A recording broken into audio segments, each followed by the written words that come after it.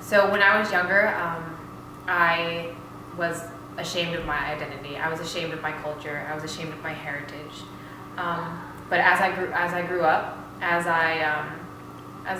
family took me to Beijing, took me to Shanghai, took me to Hong Kong, and I was able to see my ancestors.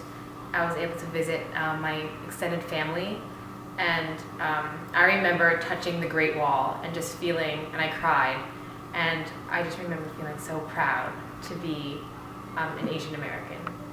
Okay, so one of the struggles I have of being a Filipino American is not knowing the same language as my parents, which is Tagalog, like the official language of the Philippines.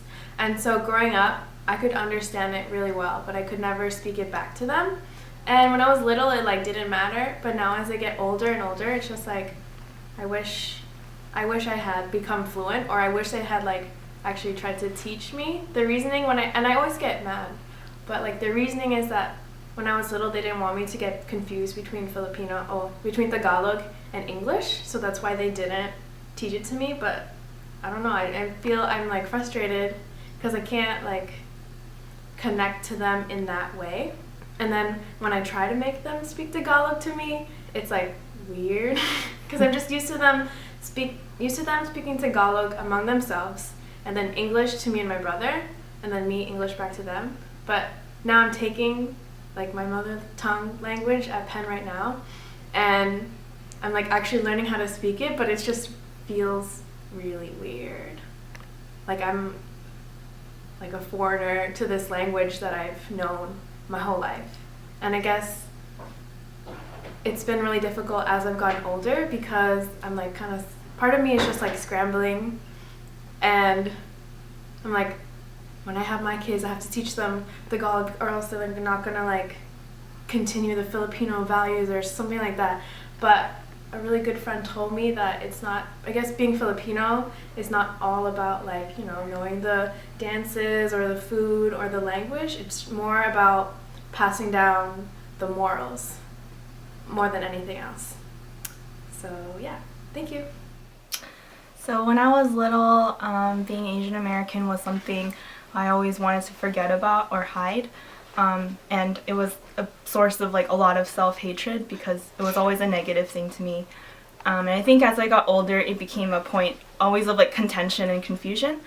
And I guess when I came to college and started actually becoming friends with Asian American people and taking like Asian American studies classes, I started to like learn about like what kinds of like systematic things cause that in like my early childhood. And I think now I'm like a lot more proud of being who I am, because I also have like the knowledge and the history behind like my heritage.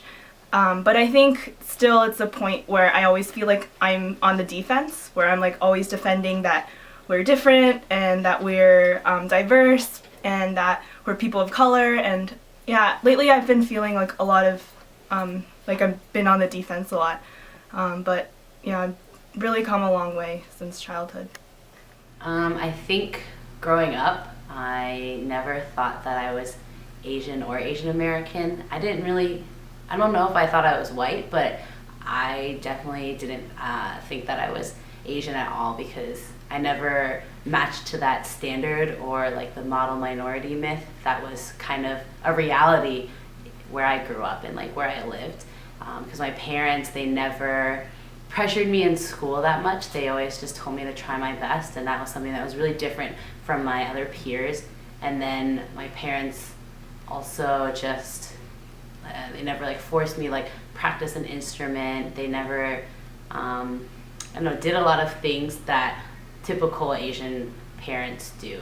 So I didn't always like excel at school. Like I tried hard, but I didn't get the straight A's that everyone else seemed to get. And a lot of them, the people at school used to call me an Asian failure because I just like didn't match what they thought an Asian person should be. So like I kind of internalized that a lot, and I carried myself in a way where I didn't really believe this part of my identity, and I couldn't explain why I always felt different until I went to college. And when I went to college, I had a lot of friends who were in Asian Students Association, and I said to myself, like, oh, I'm not Asian, so I shouldn't go to that club. Like, that's not one for me. And now you look at me and I'm the co-president of Asian Students Association. So as you can tell, there's just been a lot of growth at my time at Bryn Mawr, and I've come to a lot of realizations, and unfortunately they were through, I think, realizing a lot of internalized racism and a lot of kind of hurt that has happened to me because of like my identity or through my race. But I think I'm really glad for it, and like I'm really glad that I've learned all these things, and I understand and I can explain my identity and my past more, and that will really project me and propel me in the future.